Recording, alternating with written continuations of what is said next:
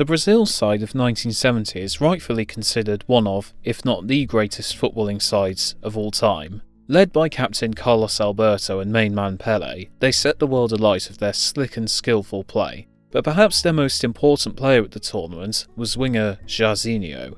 Jairzinho was on incredible form throughout the tournament and managed to score in every single game he played at that World Cup. People will always look to Pele as the main man for Brazil's 1970 success, but Jairzinho deserves just as much credit. This is a story of Jairzinho, the Hurricane.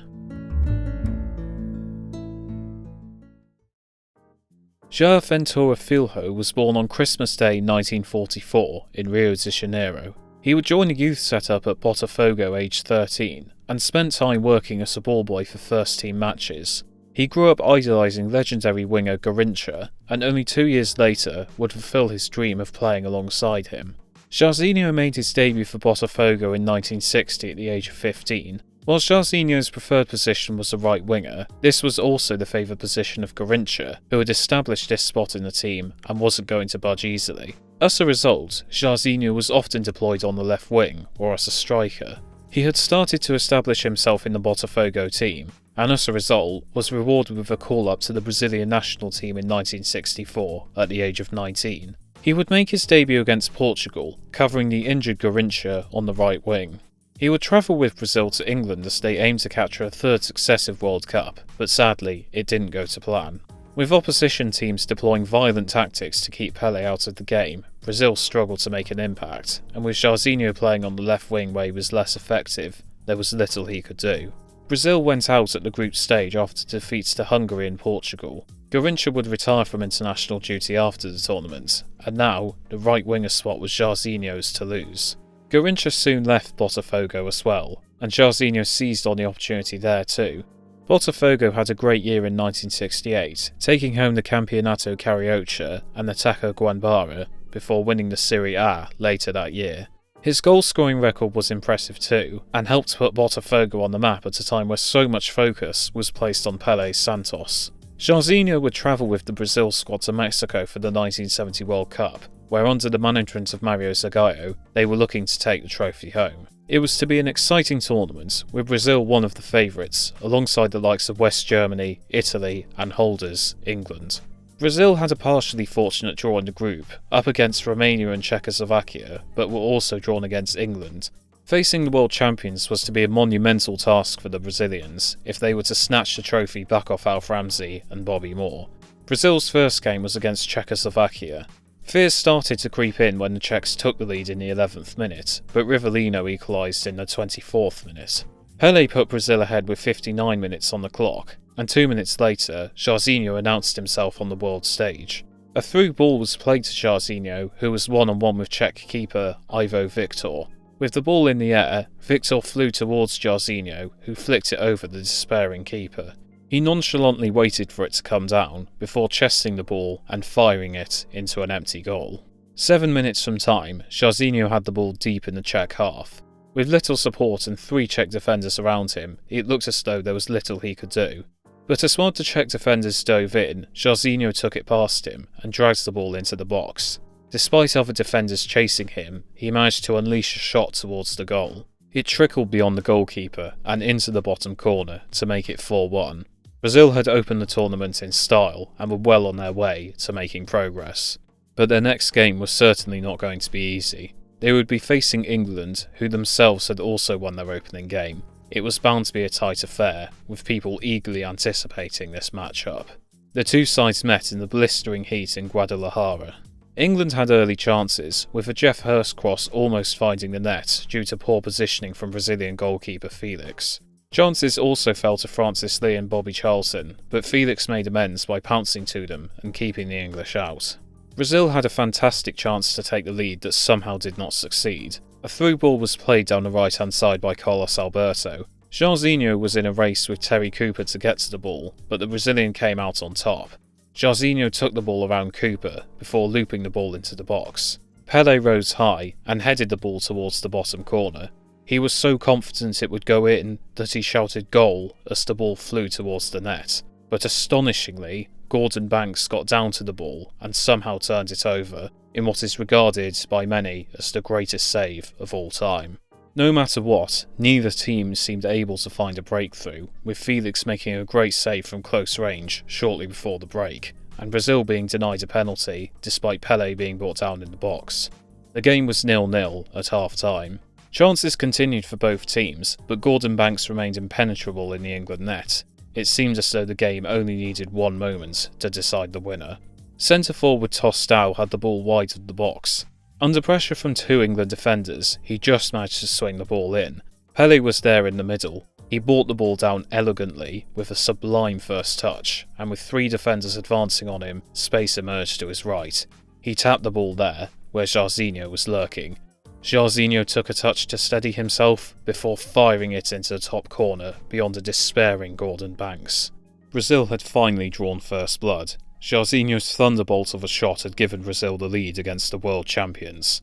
They just needed to hold on. Brazil almost surrendered their lead, with Jeff Assel blazing an absolute sitter just wide of the Brazil goal. Alan Ball also curled a shot onto the bar. England were terrifying Brazil, but in the end, it wasn't enough. Full time arrived, and Jairzinho's goal was enough to seal a 1-0 win. Brazil had defeated the world champions. It was a true statement of intent, and if they could beat the holders, they could beat anyone. Brazil's final group game came against Romania. Pele gave Brazil the lead by curling a free kick with the outside of his boot around the ball and into the net. Jairzinho was there to make it 4 goals in 3 games when he tapped in a pass across the box. Romania would score next, but Pele restored their 2-goal advantage, and although Romania scored again, Brazil held on to win 3-2. They had scored 8 goals in their first 3 games, with Jairzinho getting half of them. It was time to prove themselves in the knockout stages, where they would face Peru in the quarter-finals. Brazil took the lead in the 11th minute with a beautiful curling shot from Rivellino. Tostão made it 2-0, squeezing the ball in from a tight angle. Peru got a goal back, and it went to half-time at 2-1. Any fears Brazil had were put to rest when Tostão put the ball into an empty goal. But Peru would claw one back to leave Brazil looking over their shoulders. However, a long ball was played into the Peru half, and Jairzinho sprinted to meet it. With the Peruvian goalkeeper advancing, Jairzinho took a touch past him. Although the goal was open, he had to steady himself and deal with an oncoming defender. Jairzinho took a couple of touches to get his angle right, and despite being almost level with the goal line, he managed to curl the ball in. It was 4-2 to Brazil, and their place in the semi-final was now sealed. Jairzinho had now scored 5 at the World Cup. The semi-final fixture was one that filled Brazil with dread. They would be up against Uruguay. Uruguay 20 years before had snatched the World Cup out of the hands of Brazil at the Maracanã Stadium. Brazil went into the game fearful, but also keen for revenge. In the 15th minute, Brazil had their hearts in their mouths when Uruguay took the lead. Pele and Gerson both missed chances, but finally, just before half-time, Brazil levelled, thanks to Clodoaldo. The teams went in 1 apiece at half-time. For most of the second half, the tie remained deadlocked. But in the 76th minute, Jairzinho intercepted a Uruguayan pass in his own half. Jairzinho sprinted forward with the ball before laying it off to Pele in the centre circle, whilst Jairzinho continued his run. Pele played it to Tostão. Tostão played the ball forward to the lightning-fast Jairzinho. Jairzinho was able to evade the challenge of a Uruguay defender and tucked the ball past the keeper into the bottom corner to put Brazil ahead. Jairzinho fell to his knees in celebration before being mobbed by his teammates. Revenge was now on the cards for Brazil. Any hopes Uruguay had left were ended when Rivellino scored in the 89th minute to settle the game. Brazil had their revenge on Uruguay and were into the World Cup final, where they would face Italy. Jairzinho had experienced a phenomenal run of form. He had now scored 6 goals across the tournament, and Brazil just needed him to do so again in the final. The Italy side that Brazil would face had defeated West Germany 4-3 in an incredible semi-final. It was a chance for Brazil to win the famous trophy for the 3rd time.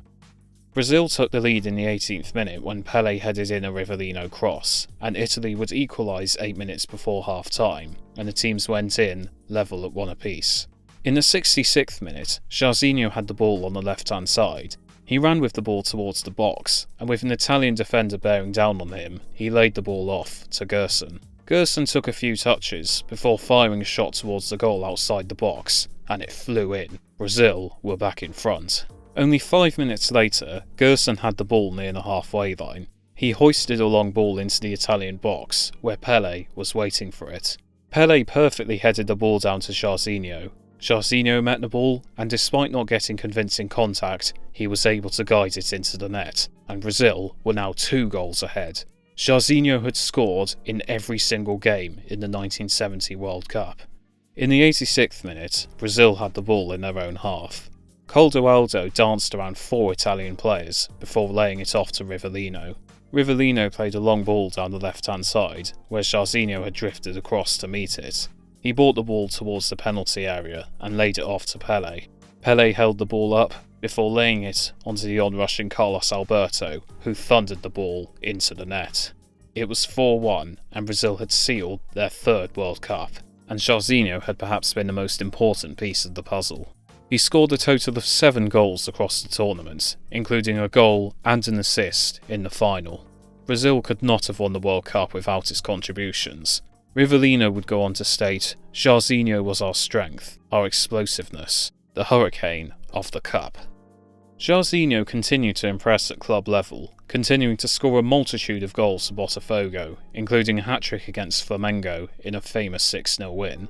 1974 was a year of change for him. He would play in the 1974 World Cup, scoring 2 goals, but Brazil would go out of the tournament in the second group stage, and it was to be the last time that Jairzinho played in the World Cup. He would also transfer clubs for the first time. After 15 years of Botafogo, where he scored 186 goals in 413 games, he travelled across the Atlantic to play for French side Marseille. He signed for a fee of €300,000. His signing was hotly anticipated, and 10,000 fans were in attendance of his first training session. He scored on his debut, and it looked as though he would set Europe alight too. Sadly, it was not meant to be. Despite an impressive scoring ratio of 9 goals in 18 games for Marseille, issues behind the scenes prevented him from playing more, and his number was up when he and a teammate were penalised for attacking a referee after a game. His wilderness years continued, and he would spend time at Kaiser Chiefs, Cruzeiro, Portuguesa, and others in a series of short spells. He would return to Botafogo to end his career, and would help serve the young players coming into the team, who idolised him just as much as he had idolised Garrincha. After retiring, Jairzinho would enter coaching, spending time with various youth teams across Brazil. During his time coaching, he spotted a young forward, and recommended the player to Cruzeiro. This player went on to win 2 World Cups for Brazil, and his name was Ronaldo Nazario. It is clear to see the impact that Jairzinho had on Brazilian football. He was able to take to the right winger spot from the iconic Garrincha and made it his own. Many speak of the Brazil side of 1970 as the greatest team of all time, and point to Pele as the driving force.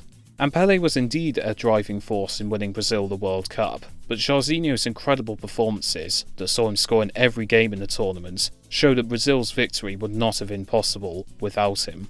He set the world alight throughout the tournament, and his legacy as one of the greatest wingers of all time serves as an inspiration to Brazilian footballers to this day.